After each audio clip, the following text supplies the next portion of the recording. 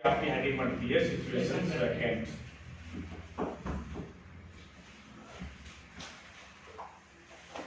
Situations vacant क्या मतलब हुआ इसका, यानी कि अब कोई भी स्कूल है या कोई भी संस्था है, कोई बैंक है, बैंक में भी कई बार जैसे अनुबंध के तौर पे, कॉन्ट्रैक्ट के तौर पे कोई वर्कर लेते हैं, ठीक है, गवर्नमेंट एम्प्लॉय ग्रुप में नहीं बल्कि कॉन्ट्रैक्ट के रूप में लेते हैं। या फिर कई बार अपने स्कूल्स में मान लो टीचर की लेक्चरर की आवश्यकता है, ठीक है ना, और हमें लेक्चरर नहीं मिल रहा है तो हम क्या करेंगे, एडवर्टाइजमेंट देंगे उसके लिए। तो मान लो प्रश्न यही है कि आप अपनी संस्था के प्रिंसिपल हैं, चेयरमैन हैं, और आपको अपनी संस्था में क्या चाहिए, इंग्लिश का एक लेक्चरर चाहिए, तो उसके लिए क्या तैयार करना है आपको, एडवर्टाइजमेंट। ये क्वेश्चन है, क्वेश्चन समझ गए सभी, ठीक है।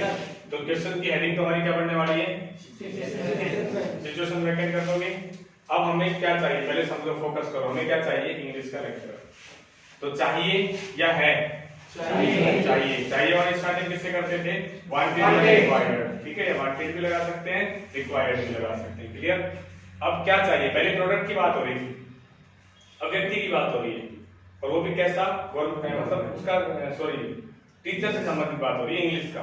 तो हमें उसके इंग्लिश से संबंधित टॉपिक्स पे बात करनी है कि भाई टीचर स्कूल को चाहिए तो क्या क्या क्वालिटी देखना चाहेगा, उसके अंदर क्या क्या चीजें उसको चाहिए।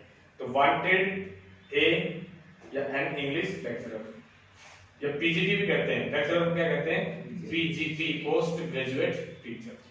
Wanted a PGT in English, ये wanted a lecturer of English, ठीक है। अब आप लिखोगे शुड बी, क्योंकि होना चाहिए ना वो, शुड बी, या मस्ट भी लगा सकते हो, मस्ट में अवश्य की अनिवार्यता की भावना आती है, मस्ट भी लगा सकते हैं कि मस्ट बी एमए, ब्रैकेट में किससे एमए होना चाहिए, इंग्लिश, तो लिखोगे must be MA with English, और साथ में क्या होना चाहिए, टीचर है तो बीएड होना चाहिए, तो must be MA English comma BEd, हो गई। तो कोई भी स्कूल जब अपने टीचर लाना चाह रहा है, उसको सैलरी देगा, अच्छा टीचर लाना चाहेगा। ऐसे ही सत्य में सिर्फ ये थोड़ी कि डिग्री किसी ने हासिल की और कोई भी आ जाए, ऐसा नहीं होगा, बल्कि वो क्या और देखेंगे साथ में, एक्सपीरियंस, जो भी क्या देखा जाता है, अनुभव कितना है, ठीक है ना। तो उसमें लिखेंगे मस्ट हैव मिनिमम, कोई भी कम से कम कितने साल का चाहिए, मान लो मस्ट हैव या having 5 years of minimum teaching experience, पढ़ाने का कम से कम कितने साल का अनुभव होना चाहिए, 5 साल।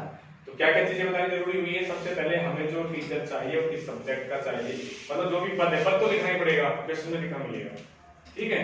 उस पद के अकॉर्डिंग आपको क्या लिखना है, उसकी क्वालिफिकेशन, योग्यता, पढ़ाई क्या क्या डिग्री मांग रहे हो, फिर अनुभव कितना मांग रहे हो, और सबसे लास्ट में क्या बचेगा, सैलरी, सैलरी कितनी देने वाले हो आप, उसको दे सकते हो, और सबसे लास्ट में कॉन्टैक्ट डिटेल। तो देखिए कैसे लिखेंगे, पहले लिखते हैं तो ज्यादा समझ आएगा। वांटेड से स्टार्ट कर लेते हैं, wanted a PGT English, wanted a PGT English, ठीक है। मस्ट बी, डिग्री लिखेंगे आप एमए, ब्रैकेट में क्या कर दिया, किससे होनी चाहिए, इंग्लिश से, और कोमा लगा के साथ में क्या होनी चाहिए, बीएड, ठीक है। इसके अलावा जो आप और चीजें लिखोगे, क्या क्या बताइए आप, पहले बता दिया आपने मस्ट बी एमए इंग्लिश साथ और बीएड, और उसके बाद आप एक्सपीरियंस की जब बात करोगे क्या लिखोगे, हैविंग मिनिमम, जैसे आपने 5 लिखा है, इसको इंग्लिश में 5 कर दो, चलो minimum 5 years of teaching experience। हमें स्पष्ट तौर पर लिखना है साफ साफ कि कम से कम 5 वर्ष का पढ़ाने का अनुभव रखने वाले हैं, हो गया क्लियर। अब इसके बाद आप किस चीज की बात करेंगे, सैलरी की बात करेंगे, ठीक है। तो आपने लिखी है सैलरी। अब यहाँ पे आपके पास कई तरीके हैं सैलरी लिखने के, या तो आप सीधे सीधे बता दें सैलरी भाई आप कितनी दे सकते हैं, रुपीज का निशान लगा के, ठीक है, और आप लिख दें 25,000 to 30,000 पर मंथ। एक तो ये तरीका है सैलरी लिखने का, ठीक है। इसके अलावा क्या लिख सकते हैं, सैलरी के आगे आप ये ना लिख करके और सिर्फ एक वर्ड लिख दें नेगोशिएबल। नेगोशिएबल का मतलब समझो। नेगोशिएबल का मतलब होता है कोई भी ऐसी बात जिसे हम बातचीत के द्वारा सुलझा सके, बातचीत करने योग्य, ठीक है, उसको कहते हैं नेगोशिएबल।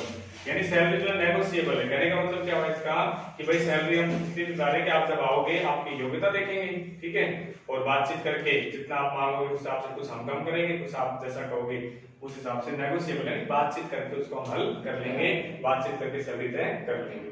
ये हो गया salary negotiable.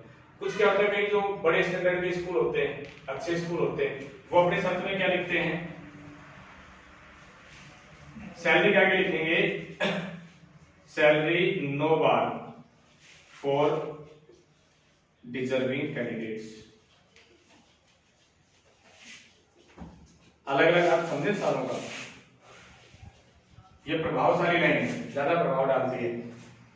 Salary no bar for deserving candidates. No bar का मतलब पहले आपको बता चुके, क्या मतलब हुआ, सैलरी का कोई प्रतिबंध नहीं है, कोई सीमा नहीं है, किसके लिए, लेकिन फॉर डिजर्विंग कैंडिडेट्स, जो योग्य कैंडिडेट आएगा अगर कोई, तो उसके लिए सैलरी की कोई सीमा नहीं है।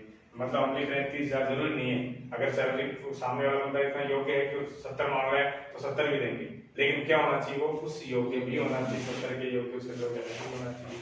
तो वो फिर स्कूल सीएसआर डालते हैं salary no bar for deserving candidates. बात समझ में आ गई। तो सैलरी के रूप में हम चाहे तो पैसे लिखें, ठीक है, चाहे हम नेगोशिएबल लिखें, चाहे हम ये लिखें no bar for deserving candidates. इन तीनों में से कोई भी एक चीज हमें सैलरी के आगे लिखनी है, ठीक है, आगे समझ में क्लियर। अब इसके बाद जब हमने सैलरी भी लिख दी, सब कुछ लिख दिया, इसके बाद हम आगे लिखेंगे, तो अब हम क्या लिखेंगे, कॉन्टैक्ट डिटेल्स, उनको बुलाना है। तो एक तो सीधा सीधा तरीका है, आप क्या लिख दें, प्लीज कॉन्टैक्ट, ठीक है, ऐड करके, और आपने लिख दिया, मान लो स्कूल की बात है तो प्रिंसिपल ऑफिस, ठीक है, और स्कूल का नाम लिख दिया आपने, कोई भी स्कूल जैसे यहीं की लिख दे तो चलो तुम्हारी यूनिक चिल्ड्रन अकेडमी, ठीक है, आगे आपने जगह लिख दी प्रतापपुर चौराहा,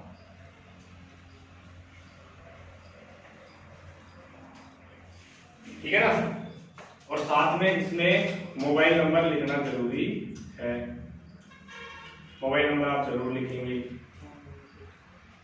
क्यों लिखेंगे इसमें मोबाइल नंबर, उसका मैं कारण बता रहा हूं। भाई आपने लिखा principal office unique children academy Pratappur चौराहा, लिख दिया। अब ये तो ठीक है, हमारी ऑन रोड है, और ऑन रोड तो क्या है, थोड़ी पीछे हटे प्रतापपुर चौराहे से। अब कोई व्यक्ति जयपुर से आ रहा है, मान लो एडवर्टाइजमेंट पढ़ लिया उसने, जयपुर से यहाँ पहुंचा, प्रतापपुर चौराहे आ गया, तो वही आ जाएगा, लेकिन प्रतापपुर चौराहे स्कूल का है और ढूंढेगा ना। कोई स्कूल हो सकता है नया नया खुला, सब लोगों को नहीं पता कि कहाँ सीखे, तो कहाँ ढूंढता फिरेगा, नहीं पता ना उसको कुछ भी। ऐसी स्थिति में मोबाइल नंबर जो लिखा हुआ है, इससे जो क्या करेगा, कॉन्टेक्ट कर लेगा, और जो भी उसको लोकेशन लेनी है पूछना पूछ लेगा। तो ऐसे एडवर्टाइजमेंट में साथ में क्या लिखेंगे, मोबाइल नंबर भी लिखेंगे। दूसरी बात, हम इस तरीके से लिखने के अलावा क्या लिख सकते हैं कॉन्टेक्ट के लिए, हम कॉन्टेक्ट के लिए प्लीज कॉन्टेक्ट की जगह जो लाइन इस्तेमाल कर सकते हैं वो क्या होगी, इसके तुरंत बाद ये जो मैं बंद कर रहा हूं ब्रैकेट में, इसका मतलब समझ जाओ, इसके स्थान पे क्या लिखना है, ठीक है, इसके स्थान पर लिख सकते हैं, सीधा आ जाएगा walk in interview, walk in interview on करके तारीख लिखोगे 23 अप्रैल, और फिर समय दोगे from 9 AM to 3 PM, walk in interview on 23 April from 9 AM to 3 PM, और ऐड करके, और फिर आप ये लिखोगे प्रिंसिपल ऑफिस,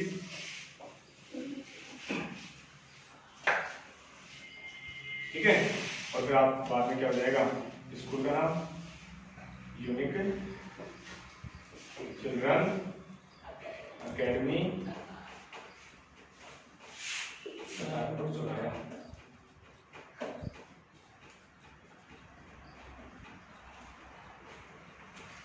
ठीक है। इसका मतलब क्या होगा, मोबाइल नंबर यहाँ पे डालेंगे, कॉन्टेक्ट नंबर लिख सकते हो, मोबाइल नंबर लिख सकते हो, उसको किसी तरीके से करके हाईलाइट कर दोगे। ये हो गया कि भाई आपका इंटरव्यू की डेट फिक्स है, मान लो आप एक दिन में इंटरव्यू ले रहे हो, 2 डेट में लिख सकते हो 23 एंड 24 अप्रैल, ठीक है। तो वाक इन इंटरव्यू यानी इंटरव्यू में आइए कितनी तारीख को, 23 अप्रैल को, कब से कब तक है, सुबह 9 बजे से 3 बजे तक, ठीक है, स्कूल में। और कहाँ पे आना है, head principal office unique children academy Pratappur Solan, और साथ में कॉन्टेक्ट नंबर लिखना है। तो चाहे तो वाक इन इंटरव्यू के साथ तारीख लिखें, चाहे आप ये लिखें प्लीज कॉन्टेक्ट सीधा करके और फिर ये लिखें, ठीक है ना। इसमें क्या बढ़ा है, सिर्फ वाक इन इंटरव्यू तो बढ़ रहा है, तारीख तो मन से कुछ भी लिख सकते हो, ठीक है। तारीख और समय लिखने में थोड़ी कोई दिक्कत है, समय में फ्रॉम और टू लगाना है, 9 से लेकर 3 तक, 9 से लेकर 2 तक कुछ भी समय लिख सकते हो।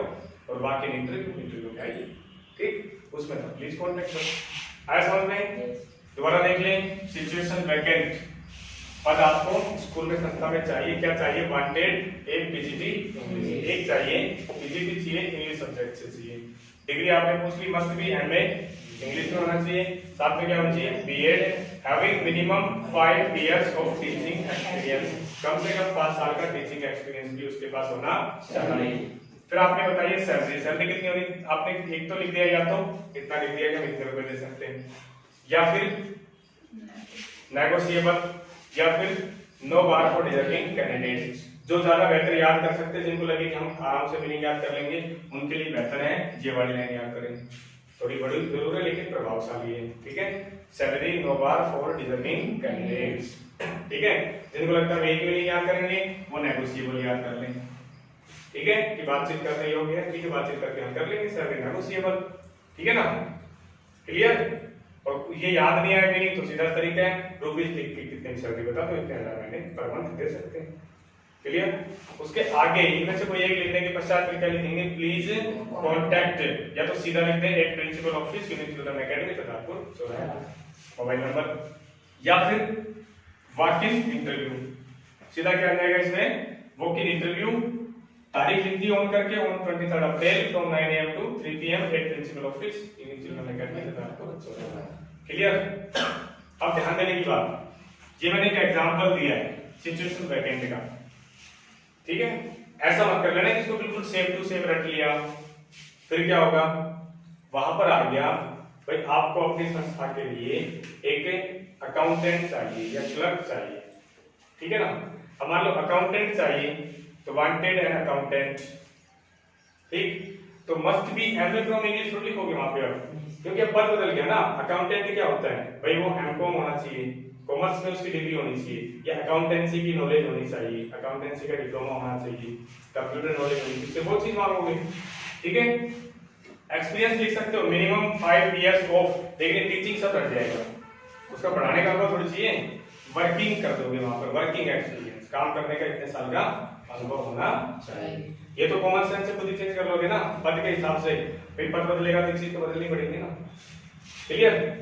बाकी सब कुछ आप जो है इनमें कोई समस्या नहीं है, ये सैलरी के बारे में भी चाहे किसी भी पद के लिए आए तीनों में कोई लाइन इस्तेमाल कर सकते हो, कॉन्टेक्ट के लिए भी आप किसी को इस्तेमाल कर सकते हो, ये ध्यान रखना। लेकिन पद वहां पे पता लगा कि किसी बैंक में कैशियर चाहिए, किसमें चाहिए, बैंक में कैशियर, तो फिर गलती से ये मत कीजिए ना कि please contact at principal unique children academy of, ऐसे मत करते ना, क्योंकि जब बैंक में चाहिए हो तो बैंक के लिखोगे ना, please contact eight manager office, bank में क्या होता है मैनेजर होता है, और फिर किसी भी बैंक का नाम लिखोगे, जगह का नाम लिखोगे। स्कूल में टीचर आपका चाहिए था तो स्कूल के प्रिंसिपल ऑफिस का नाम लिखा था, आपने स्कूल का नाम लिखा है। आगे समझ में सारा पद के हिसाब से चेंज अपने आप कर लोगे, और उसको बाद में क्या करना है, लास्ट में बॉक्स में बंद करना है। ये अभी क्या थोड़ा अजीब सा इसलिए लग रहा है कि मैंने आपको 3 कंडीशन अलग अलग बताई, तो आपको इसको सही ढंग से लिखना है। लिखते वक्त सिर्फ जिनको ये लिखनी है वो ये लाइन इस्तेमाल करें, बाकी इन 2 लाइनों को ब्रैकेट में ऊपर जो आपको प्रॉब्लम होता है ना, ऊपर पेज से ऊपर, लाइन से ऊपर, वहां लिख सकते हैं। आपको ध्यान रहेगा कि इसके स्थान पे हम ये 2 लाइन भी लिख सकते हैं। मेनली ये लाइन लिख लेना, कि आंसर जब उतारोगे तब आप ये लाइन लिख लेना, और इन दोनों को अलग से लिख लेना, ये भी लिख सकते हैं।